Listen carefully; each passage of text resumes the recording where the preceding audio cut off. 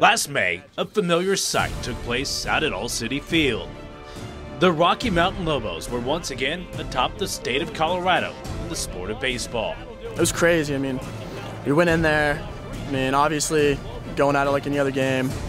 And then as the game started coming to a close and it got closer, the intensity and the atmosphere and everything was crazy. And then, the dog pile and all that, it was insane.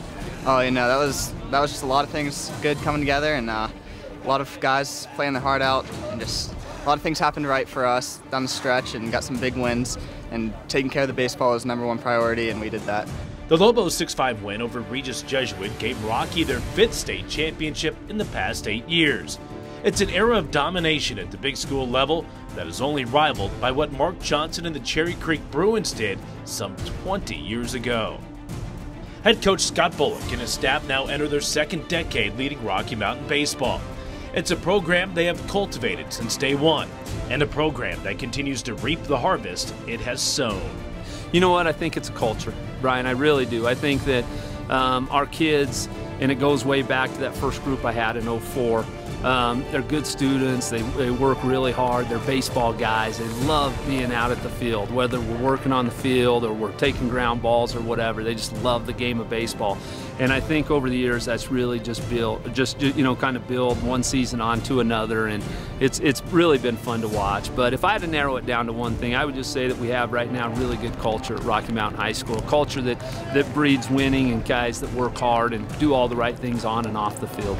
It means more than just coming with the jersey on and showing up to the field and playing our heart out. It's all the time. We come, wake up in the morning, morning workouts, get to it, off-season stuff, and all year round, just focus up and take care of ourselves, take care of things in class, and let the good wins happen.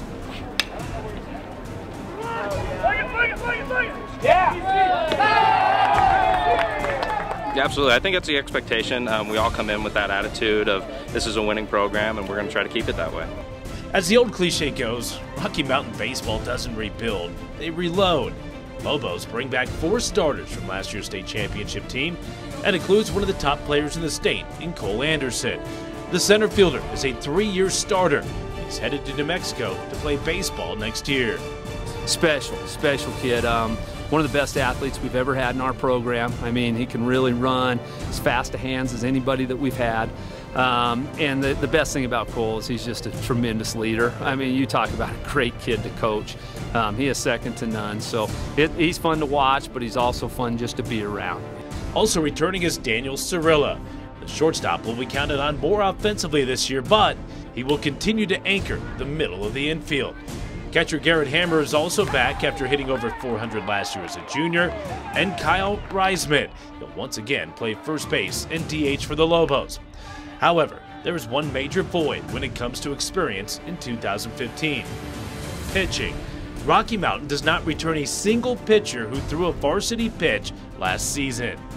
I think the biggest thing, until we get things figured out, we're really going to have to use our depth. I think we do have some good depth. We got 9 guys that we think are ready to pitch at the varsity level.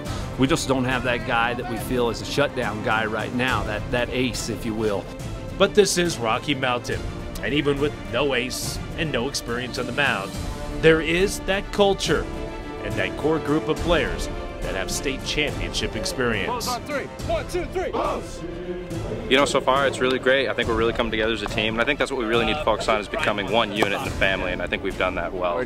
Try to set a good example for those guys, the younger guys coming up, and know that they don't inherit a good program. They have to work for it, and we have the best coaching staff, best guys able to make that happen, and just lead by example. Really got to become a leader. All the seniors have to become leaders. We got to teach the guys and the younger guys the ways and how it's supposed to happen and how we are as a family and what we're trying to accomplish. We talked about being the toughest and smartest team in the state of Colorado. All right, we're going to be the toughest and smartest team in the state of Colorado. We try to preach to our kids about the culture and the things that's happened in the past from a culture standpoint, not from a wins and losses standpoint. We try to make sure our kids understand this is 2015, and they just need to be the best team they can be. All right, we don't tell them they got to go win state championship or even a conference championship. We got to be the best team that we can be, and you do that by being a great teammate, by practicing hard, playing hard, you know, that attitude and energy every day.